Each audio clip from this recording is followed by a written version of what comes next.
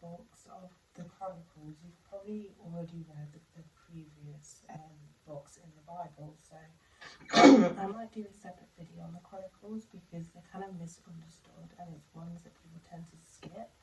But the books of the Chronicles is a bit like a summary of what's happened in the past, but it's more than that. Things are like added to it that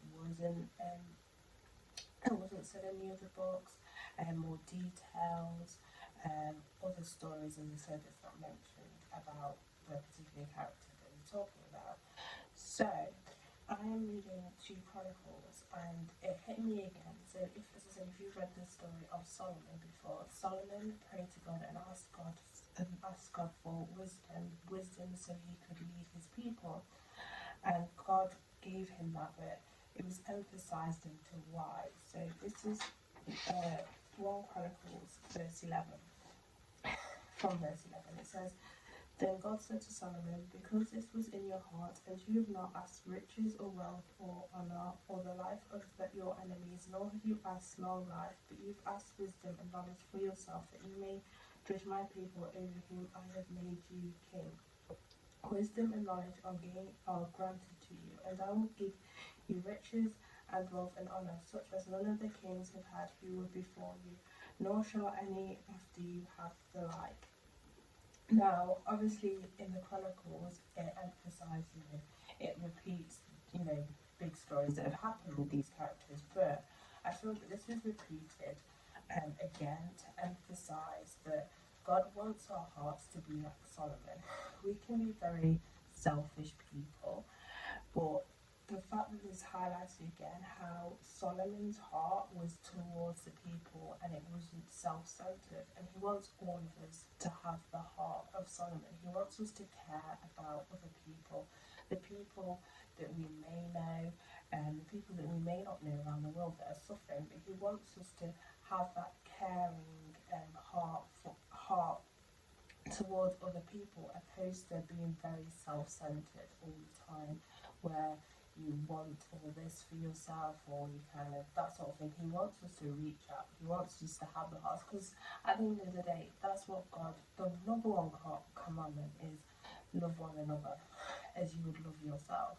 So He wants us to care for other people.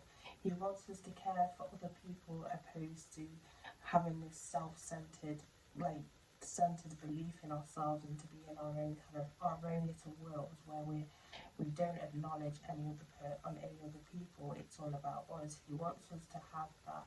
He wants to have that heart that is soft and that heart that's warm to other people, to care for other people, to help for other people, to pray with other people, to pray for other people.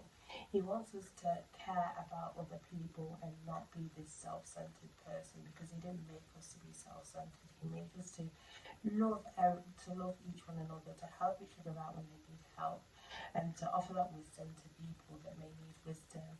He wants us to reach out to other people, not to just stay in this self-absorbed bubble, which this world kind of sort of teachers, where I've seen posts and stuff saying, why bother kind of being nice to other people when they don't, when they're not nice back to us. But actually, no, He wants us to be nice to other people, even though they may not be nice to us. But here's the thing, when we show the fruits of the Spirit, when we show the love for other people, even though they might not, may not love us, they may realize, actually, why am I mean to this person, or they've not done anything wrong to me, they just show me love, that sort of thing. He wants us to love everyone. He doesn't expect this thing where it's like a two-way thing, where you only love somebody if they love you back. He doesn't want that. He wants us to love everybody, to care for everybody, to have that, to have that empathy for other people, and not